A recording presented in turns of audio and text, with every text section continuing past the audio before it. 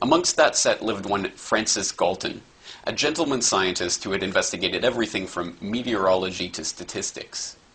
Shortly after his cousin, Charles Darwin, published his Origin of Species, Galton became fascinated with the idea that the survival of the fittest did not just take place between species, but within them, with an aim to explaining why the various peoples of the world occupy the positions that they do. Galton and his friends started a new field of inquiry called eugenics. Unsurprisingly, it concluded that the rich and powerful were rich and powerful because they were genetically superior, and it offered a simple solution for improving the lot of humanity. The most elitist interests of the moneyed class became universally accepted in the Western world within a generation. Country after country had implemented laws to allow the government to sterilize those citizens it deemed to be unfit. The true horrors of this strain of thought came to light when the German eugenicists, based at the Rockefeller-funded Kaiser Wilhelm Institute, gave the Nazi regime an ideological excuse to take the idea to its logical conclusion. Eugenics had to become crypto-eugenics.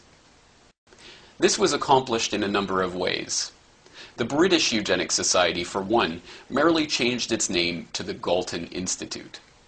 The American Eugenics Society morphed into the Population Council, a group set up by John D. Rockefeller III, where members continued to advocate the very same policies for reducing the population of third world countries as they always had, only now they did so in the name of fighting overpopulation rather than fighting bad genes.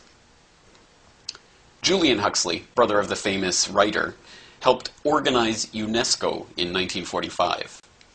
In the founding document of UNESCO entitled UNESCO, Its Philosophy and Its Purpose, he argues that one of the key aims of the United Nations educational, scientific, and cultural organization would be the re-legitimization of eugenics, so that the idea would once again become thinkable. He also went on to co-found the World Wildlife Fund with Nazi SS officer Prince Bernhard of the Netherlands.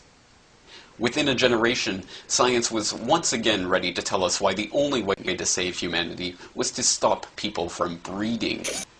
This time, the public was whipped into a furor not about Jews and gypsies, but about carbon dioxide and environmental sustainability. The cover had changed, but the racist eugenicist text remained the same.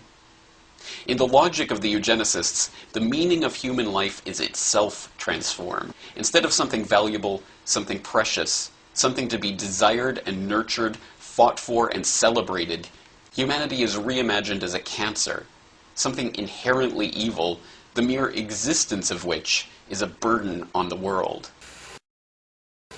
But the problems we face are also unprecedented. Global warming alone, says Paul Hawken, threatens to make all 6 billion of us homeless in the decades ahead. This, unsurprisingly, encapsulates the modern environmental movement's position almost perfectly.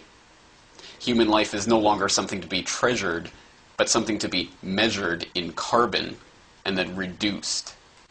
In the man-made global warming myth, humans are merely an obstacle to the proper functioning of nature.